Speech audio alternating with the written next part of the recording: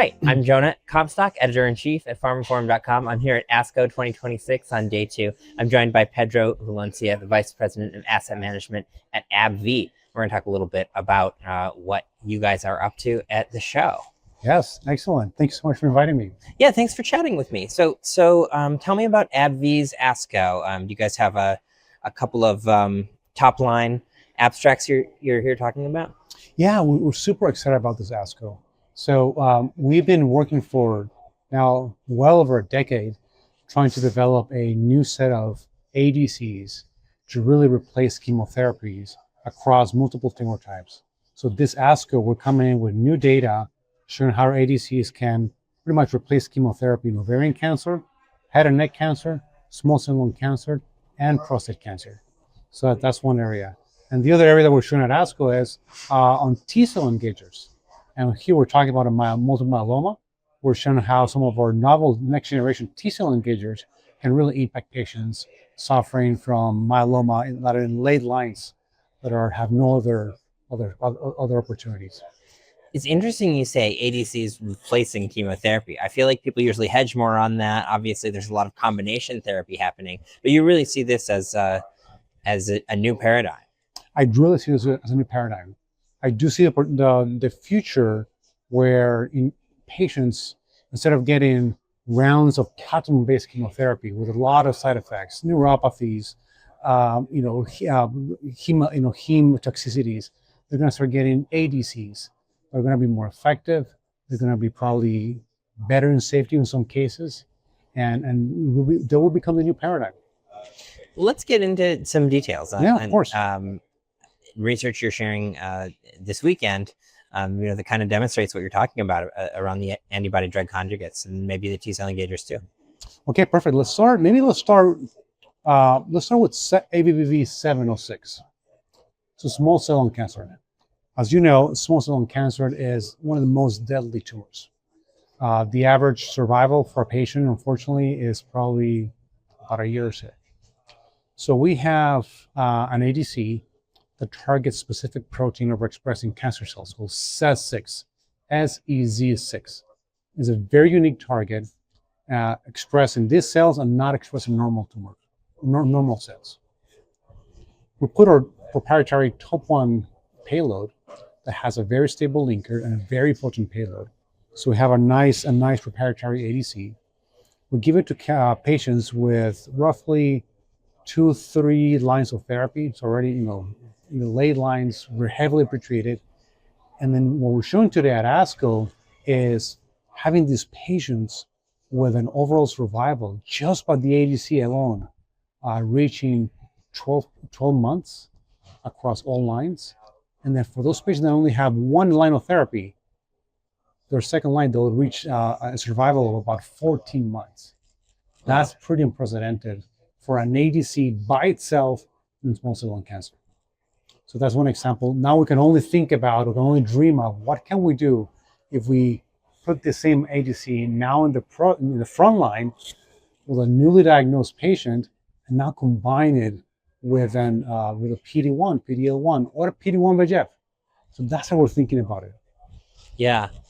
That's really, so. What makes one ADC work and another one not? I mean, how do you kind of, what are you proud of about this, this particular, target, payload, all that? So the first thing is the target. The target is one of the most important design choices we have to make. We have to think about as any other ADC, we have to think about targets that are overexpressed very cleanly in cancer cells, and they're also not expressed, minimally expressed in normal cells. That's one critical criteria. But then there's another criteria that we spend a lot of time thinking about. We want to pick targets that have a key function in cancer signaling. The cancer cells depend on that target for them to live.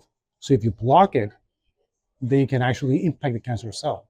So now we're almost doing like a dual mechanism. We give them a payload, but we block the target, the signal survival. So that's one area, the target. Then you come in with a nice antibody that has nice drug-like properties, has nice half-life, doesn't have a lot of immunotoxicities. And then you bring in the armamentum. You bring the payload and the linker. You want a linker that is stable, that doesn't shed payload. You want a payload that is very potent. So even if few cancer cells get it, if only a few payloads get to a cancer cell, you can really destroy the cancer cell. So all these design criteria is what makes an ADC unique. There might be some ADCs that you may see a lot of ADCs out there, and some ADCs with the same targets, but not all these ADCs are the same. You have to take into account all these different criteria. So tell me about T-cell engagers in myeloma. The data you've got this weekend, and also just generally sort of why that space is interesting to AbbVie. Yeah. So first of all, myeloma is a place out of all the tumor types is one that's seen a lot of innovation over the past couple of decades. Today, based on what we have today, if you're a patient newly diagnosed with myeloma, there is a chance that you may die of something else that is not myeloma. So we've made a lot of progress. That being said, a lot of that progress comes in with very complex therapies that are also very toxic. So you have like at least they call it the quads, four different therapies. They have to have complex scheduling, a lot of safety management. So that's how like the new way of treating myeloma. So then the T-cell engagers come along, and they're showing really, very outstanding efficacy. You're now surpassing what we've seen before in other types of innovation. But those T-cell engagers also come with some safety packages.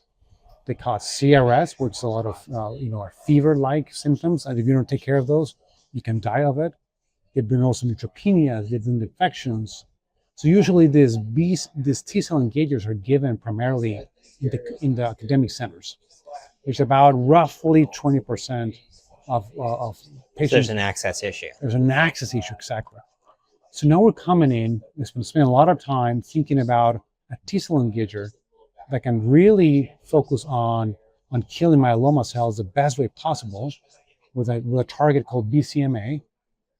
And then, but we designed this T-cell engager in a way that it doesn't cause a lot of CRS, doesn't cause a lot of infection, doesn't cause a lot of neutropenia.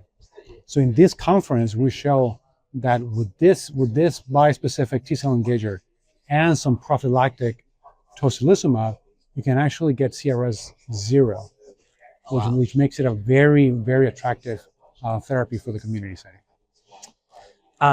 Well, we've taken a lot of time, so let's just end on what have we seen so far? It's day 2.